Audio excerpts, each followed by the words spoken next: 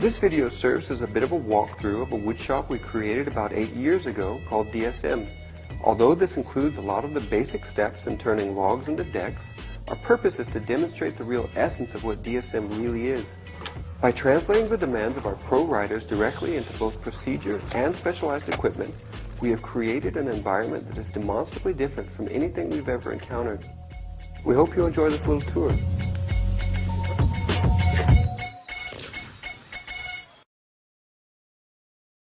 It's easy to forget that the decks we ride grew out of the ground. They live through summers and winters, soaking up everything from the environment they live in. That is until we come and chop them down. The point is that the best maple in the world is generally grown in places that meet a long list of environmental factors. That's why we go to such great lengths to import all of our logs from the Great Lakes region in southern Canada. Each log is tagged with an ID that enables the logs to be traced back to its original source. After the logs are cut to the right length, they are submerged into special tanks in preparation for the veneering process. The logs are soaked at a precise temperature so that the veneer lathe is able to peel the log into long sheets of incredible consistency without damaging the cell structure of the wood itself. Customized dryers pull the moisture out of the freshly made veneers in an even, thoroughly controlled manner. Zeroing in and maintaining the exact amount of moisture within the wood is an extremely important part of this process. After veneers are dried, they are inspected and tested for consistency as well as moisture content. Each and every piece is trimmed for accurate size and shape in preparation for the pressing phase. Then they are sanded evenly and smoothly with precision machinery. The thickness of every sheet has to be entirely uniform because once you start stacking one upon another, even small imperfections can multiply into bigger problems. Veneers are then placed into dyeing tanks and pressurized so that the dye penetrates the wood completely. Every individual veneer is inspected and measured by hand to maintain quality and consistency. The next step is to glue and press these veneers into their intended mold. The quality of the glues and their catalysts is a huge factor, especially from batch to batch. Water-based glues with high-grade catalysts have been the industry standard for decades. Although epoxy has always been known to be a better bonding agent, nobody had ever developed one optimized for skateboarding. Beyond that, epoxy is such an aggressive bonding agent that working with it presents a host of problems and expenses that were just too much of a hassle.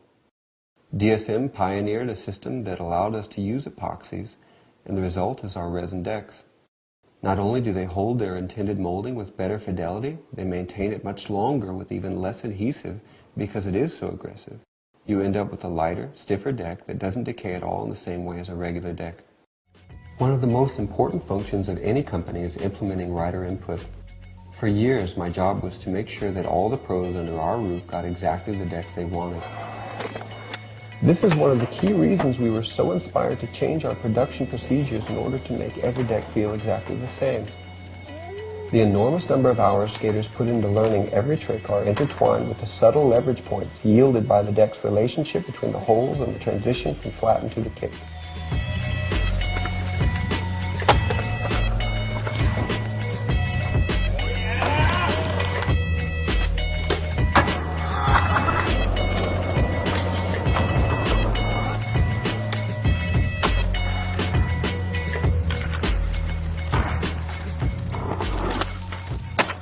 Aside from a few rare requests, it didn't require a lot of special materials or stuff like that. People pretty much buy what the pros ride. The only difference is that most of the key guys could only ride certain decks, since they all came out slightly different depending on where they were in the mold. Top ones are the steepest, and bottom ones are the most mellow. Each ply wraps around the one above it, so the bottom ply is the longest, broadest curve. The same basic principle is at work any time you make a turn. The inside lane is always the sharpest, the outside is the longest. This made it so that when I would call the wood shop and order a box of 10, I would have to designate which ones. Number 4s and 5s in the mold were best for mine and DWINDLE shape, for example. That would send one of the workers sorting through as many 50 decks just to get 10 boards that suited whichever pro. The odds of finding the deck you could ride in a shop, for example, if you broke one on tour, was 1 in 5 at best. The old way of pressing 5 decks at a time wreaked havoc with that sensitive transitional area. DWINDLE had a patented method of turning 3s into 5s that the woodshop guys mixed in a few into his box. He flipped one onto his back, then park his car on the bend overnight. It's that critical. When you designed a mold for these 5-stack presses, you had to keep in mind what would happen to the contours at either end of the stack. because one or two of them might not even be skatable by your standards. As far as many of our pros were concerned, all but one were rejects. The first thing we did at DSM was create molds that made every deck exactly the same. Each mold was CNC'd out of steel, ensuring that each and every mold was identical and would never decay over time, in contrast to the standard way of making molds individually with less permanent material.